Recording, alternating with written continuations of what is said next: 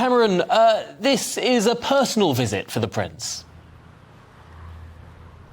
Yeah, it certainly is, Tom. Brecon Beacon's now, of course, known as Brani Brecheniog in the Welsh language. That was well a go done. at my pronunciation, so apologies if I butchered it. Thank you very much. Thank you. But yes, the Prince and Princess of Wales, of course, Prince and Princess of Wales, but English royalty. And when they gained their titles back in September, what they wanted to do was really immerse themselves in Welsh communities and understand the issues and the matters that are important to them. So we have seen a number of engagements in recent months. This is the latest one where, as you said, Tom, they are visiting the Central Beacons Mountain Rescue Teams first. It's their 60th anniversary. But before I tell you about that, of course, there's a big elephant in the room on this engagement. And this is the first time we have seen the Prince of Wales in public since his brother's lawyer, so Prince Harry's lawyer, alleged on Monday that Prince William received a substantial payout from News Group newspapers over alleged phone hacking. That is something that both Buckingham Palace and Kensington Palace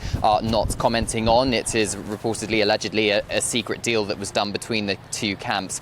But Kensington Palace and Will and Kate are very much focused on the engagements here. They are expected to take part in some training exercises with the Mountain Rescue Team. Of course, its exercise is very familiar to Prince William, who was an RAF search and rescue helicopter pilot as well as an air ambulance pilot. Even Kate, actually, has had a go at first aid with the Irish Guards. She, of course, is their new colonel a couple of months ago. So they are taking part in abseiling, as we understand it, medical support, and also looking at a dog rescue demo. And of course, as you said, it's in the national park. And following that engagement, we are expecting them to spend a good few hours actually with the Mountain Rescue Team. They're going to be socialising with the Mountain Rescue Team at their local community club, really, which is this rugby club behind me called I'll have to look at Dowley Rugby Club. Apologies. So they're going to be coming here, trying out a new, quite famous pizza van as well. So tune in to GB News in a few hours to find out a bit more about that.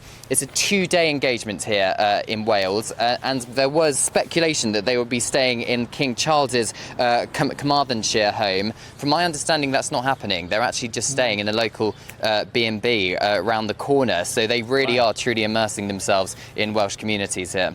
Well, what a lucky B&B. I was about to say Airbnb. I'm being far too millennial there. But we need to move on, because there is an issue that is dominating the front pages of not one but 2 newspapers this morning. There's a mugshot on the front of the Daily Mail, and this is of the Vice President of China, who has controversially been invited to the coronation. It makes the splash of the Daily Telegraph as well, who describe him as the architect of the crackdown of human rights on Hong Kong, something that forced many British national overseas passport holders to flee Hong Kong and come to the United Kingdom as refugees. How is the palace responding to the real controversy of this invitation? Well, you have to remember, Tom, decisions like this will be taken in consultation with the British government, and any decision that Buckingham Palace makes is on advice from the British government. As you said, a number of papers are reporting that Hang Zheng, the Chinese vice president, has been invited to the coronation, the guy who imposed the national security law after the mass protests in Hong Kong. Ian Duncan Smith, among a number of Conservative MPs who have widely condemned this particular reported invitation. But if you remember back to the Queen's state funeral, something very, very similar happened when Xi Jinping's, the Chinese president's special representative, Wang Qishan, actually attended the state funeral of Queen Elizabeth II, representing China there. And again, it sparked widespread condemnation. So this isn't unheard of, that a Chinese official is being invited to a British state event. Clearly, the monarchy has this power of soft diplomacy, and it's a real asset to the British government to try and soften relationships between, let's say, if there's a fractious relationship between 2 nations. And clearly, perhaps this is seen as an opportunity to be slightly, maybe a little bit friendly with China, because we're not officially at war. But then, of course, the problem comes, we're not at war with any country, but when it came to the state funeral of Queen Elizabeth II, Russia, Belarus and Syria were not invited.